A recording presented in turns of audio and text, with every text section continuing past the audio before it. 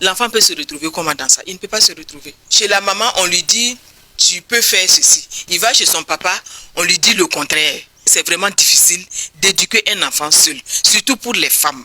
Ça, il faut le reconnaître. Parce que l'autorité du père là, est vraiment très importante dans la vie d'un enfant.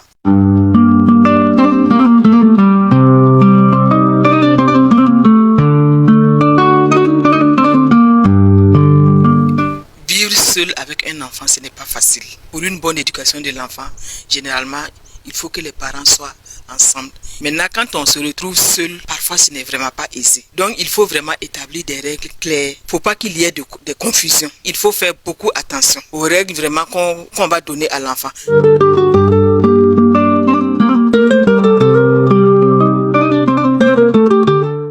Il faut les deux parents pour éduquer l'enfant.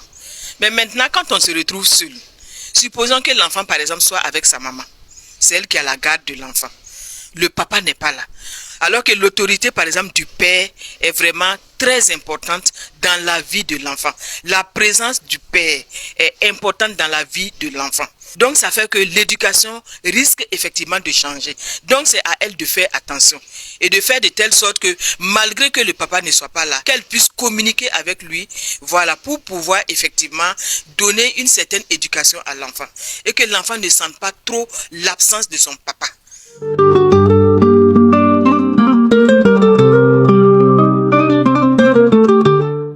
Pour le bien de l'enfant, il faut maintenir cette communication-là. Il faut définir des règles de base ensemble. Même si j'ai reconstruit ma vie ailleurs, quand même l'enfant reste l'enfant de ce monsieur-là. Et il faut qu'ensemble, on puisse effectivement l'éduquer, même si c'est à distance. S'il y a des zones de divergence, des points de divergence, on s'assoit et on essaie de trouver vraiment un terrain d'entente.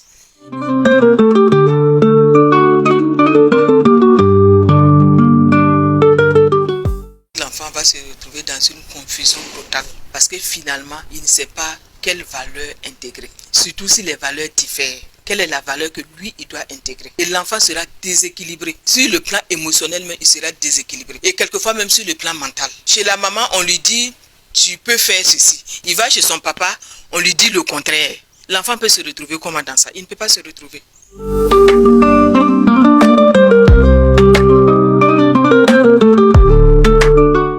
La communication est essentielle.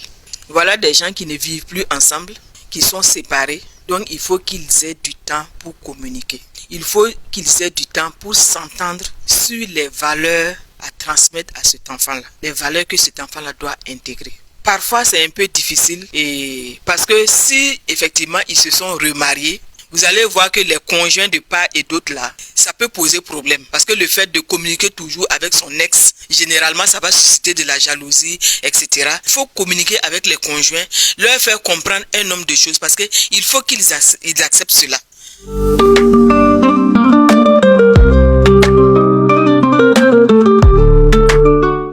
Il faut se départir de toute rancune.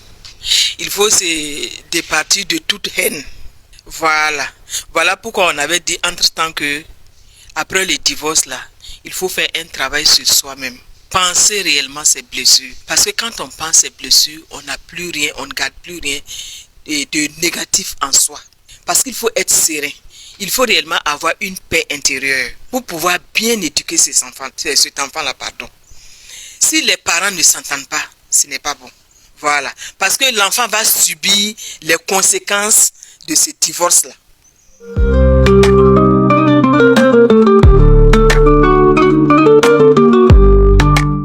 Un enfant, si les parents ne collaborent pas, c'est perdu pour l'enfant. Et ce n'est pas bon. Et je me dis que les parents doivent pouvoir intégrer ça. Parce que refuser totalement toute collaboration, ça ce n'est pas bien. Là, on peut même se retrouver devant le juge. Parce que quand c'est comme ça, effectivement, on peut aller devant la justice.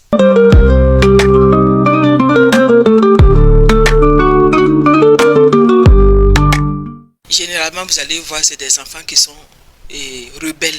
Quand vous voyez un enfant qui a ce comportement-là, ça veut dire qu'il y a quelque chose qui ne va pas. Des enfants récalcitrants, des enfants qui n'obéissent pas, qui ne se soumettent pas. Un enfant qui passe son temps à se rebeller, un enfant qui parle mal à ses parents, un enfant qui n'est pas soumis, qui est rebelle, ou bien un enfant qui commence à boire. ou bien à fumer, etc. Ça dit que c'est des comportements vraiment qui ne sont pas ça. C'est de mauvais comportements que l'enfant va adopter. Parce qu'il lui manque quelque chose. Il est en manque d'amour. Il est en manque d'affection. Et il va vouloir chercher cette affection-là ailleurs.